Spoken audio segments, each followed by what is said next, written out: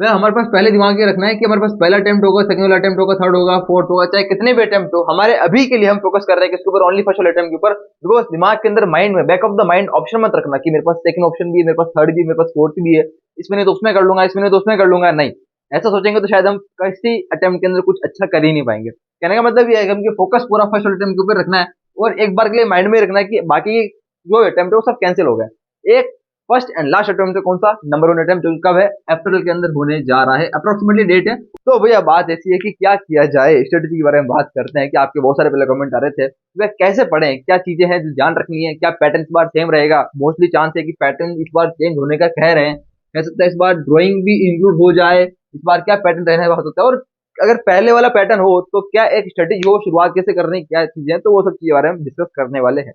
Right, तो start करते हैं। सबसे पहले मैं आपको कहना चाहूंगा कि यार देखो, जितना बड़ा टारगेट होता है, जितना बड़ा एग्जाम होता है, उतना अगर हमारे पास समय ज्यादा है ना, तो अपना टारगेट को बड़ा कर दो, क्योंकि समय ज्यादा है। अभी हमारे पास अप्रोक्सीमेटली पता है कितने दिन है, 180 दिन है। अप्रैल की बात कर रहा हूँ मैं, 6 महीने पड़े हैं, कितने, 180 डेज है, तो 180 दिन।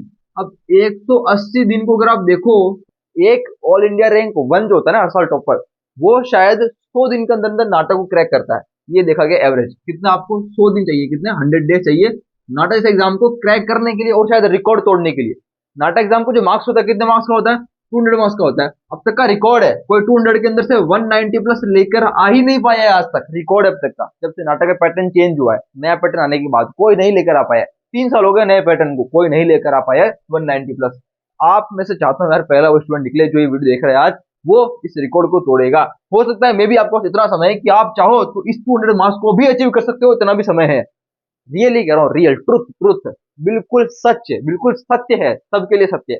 शायद हो सकता है अभी आप ये सोच रहे हो भैया मुझे तो कुछ भी नहीं आता, मुझे तो नाटक का एन भी नहीं पता है, तो भी आप इस स्कोर को अचीव कर सकते हो, क्योंकि इतना ज्यादा समय हमारे पास है। ठीक है, अब इसका मतलब ये नहीं कि हम आराम से बैठ जाएं, नहीं, शुरुआत आपको आज और अभी से करनी पड़ेगी। जब आप ये वीडियो देख रहे हैं तब से आपका समय स्टार्ट हो गया है, अब आपको आज से अभी से बैठना पड़ेगा टिक कर पढ़ाई करने के लिए, तब से एग्जाम तक गारंटी कर रहा हूँ इस स्कोर को अचीव कर जाओगे।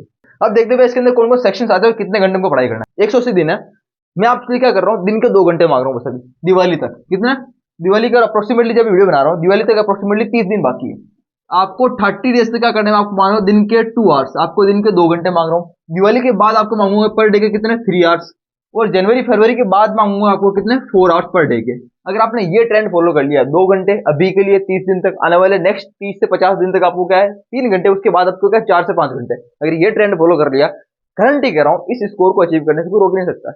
आपको चाहे ऑल इंडिया रैंक 1 लेकर आनी हो, चाहे सिंगल डिजिट रैंक लेकर आनी हो, चाहे डबल डिजिट रैंक लेकर आनी हो 10 तक, चाहे 3 डिजिट रैंक आनी हो 100 तक, कितनी भी रैंक लेकर आनी हो, इस चीज की गारंटी स्ट्रेटेजी ये याद रखना, समय रोजाना देना पड़ेगा, कंसिस्टेंटली काफी इंपॉर्टेंट है।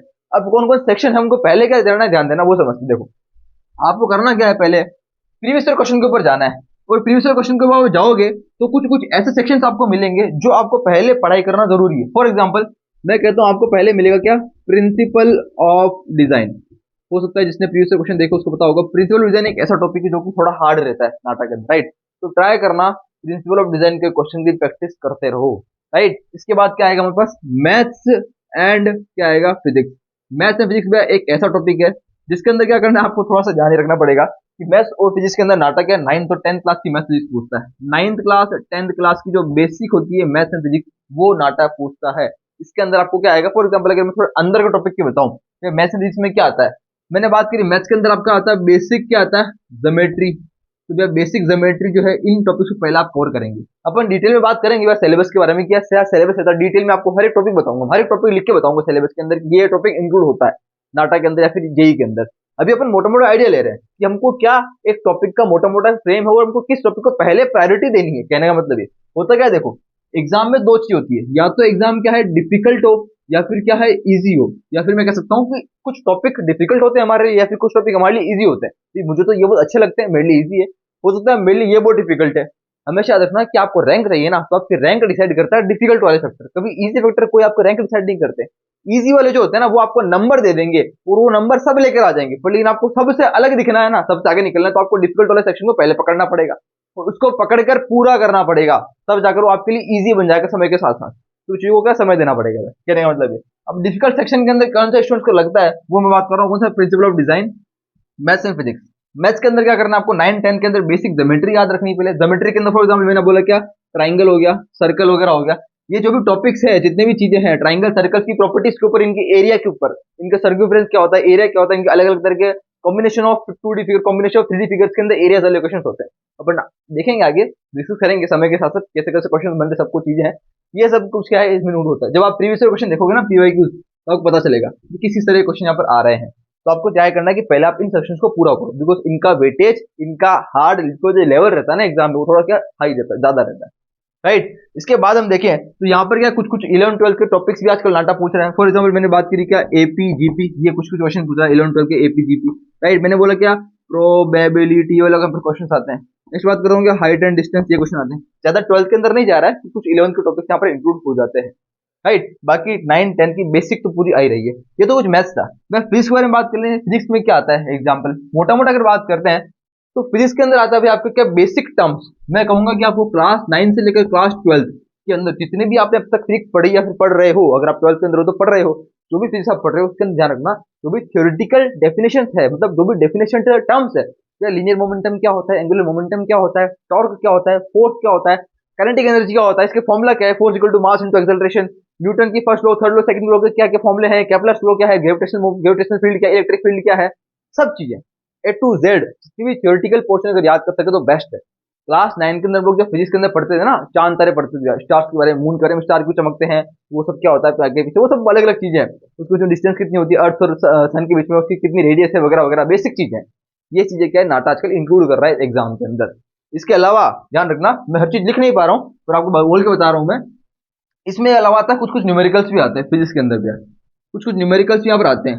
न्यूमेरिकल्स के अंदर एग्जांपल आता है कि फॉर एग्जांपल मैंने आपको बोला कि स्पीड दे दी आपको, टाइम डिस्टेंस, एक सिंपल फॉर्मूला है ना क्या, speed is equal to distance upon time, right. ये चीज फॉर्मूला सिंपल सा, speed equal distance upon time, तो सिंपल सा बेसिक, तो इनके ऊपर क्या न्यूमेरिकल बन जाता है, इसको कहते हैं क्या बेसिक फिजिक्स। ऐसा क्वेश्चन यहाँ पर इंक्लूड होते हैं।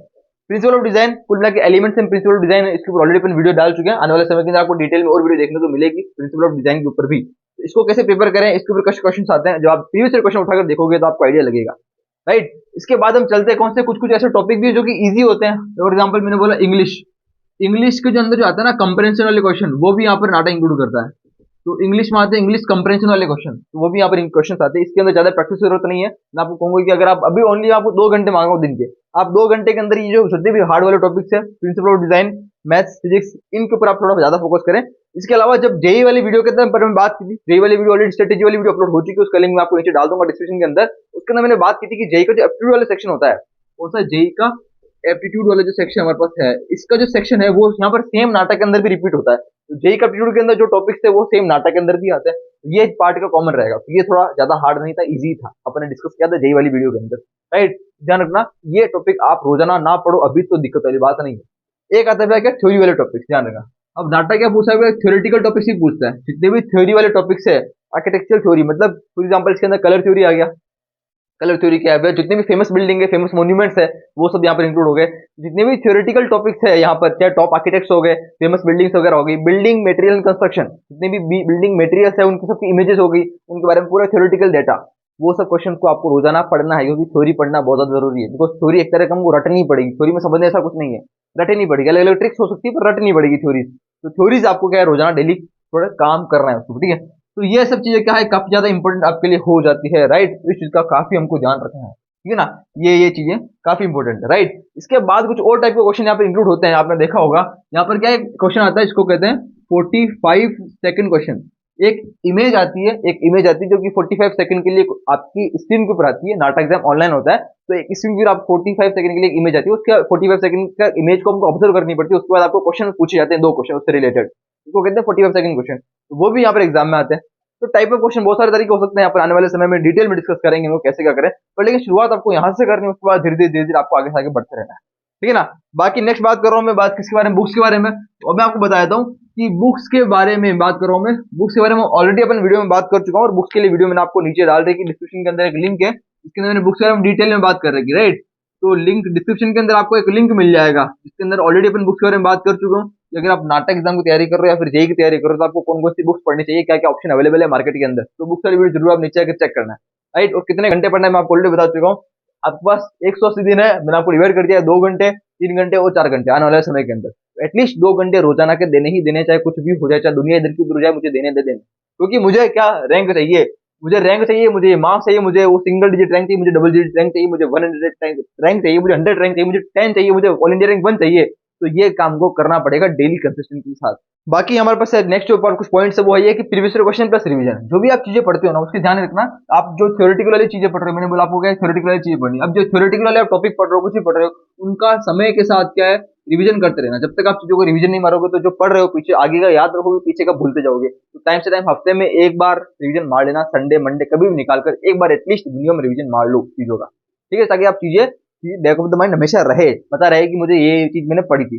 रिवीजन अच्छे से करते रहना। 2 घंटे दे रहे हो तो प्लीज एटलीस्ट पूरे परफेक्टली 2 घंटे देना, एकदम दबा के बैठना है, राइट। साथ साथ में ध्यान रखना कि इसके साथ क्या प्रीवियस क्वेश्चन देखते रहो। जो भी आप टॉपिक पढ़ रहे हो उसके प्रीवियस क्वेश्चन देखो, उसके प्रीवियस क्वेश्चन लगाओ। साथ साथ में कॉन्फिडेंस आपका क्या है बढ़ता रहेगा, बिल्डअप होता रहेगा। बाकी इस वाले वीडियो के लिए बस इतना ही। मिलते हैं अगली वीडियो में। उम्मीद करता हूँ थोड़ा बहुत आपको वो एक क्लियरिटी आ जाएगी कि हाँ मुझे ऐसा ऐसा करना है, ये चीज स्टेप फॉलो करनी है, ठीक है ना। बाकी अपन मिलते हैं अगली वीडियो में। उसके अंदर अपन डिटेल में बात करेंगे सिलेबस के बारे में, अलग इंडिविजुअल टॉपिक्स के बारे में बात करेंगे, कैसे क्या पढ़ना है, सिलेबस के अंदर क्या क्या टॉपिक्स इंक्लूड हर एक सेक्शन के अंदर, वो अपन बात करेंगे। बाकी आपको कमेंट सेक्शन में नीचे कमेंट जरूर कर देना आपको किस टॉपिक के अगली वीडियो चाहिए, बाकी कौन सी वीडियो कब चाहिए जरूर बता देना। आपको कमेंट की जरूर मुझे वेट इंतजार हमेशा रहेगा, हमेशा रहता है, हमेशा रहता था और हमेशा रहेगा, ठीक है ना। बाकी मिलते हैं अपन अगली वीडियो में। तब तक के लिए thank you so much, bye, take care, धन्यवाद।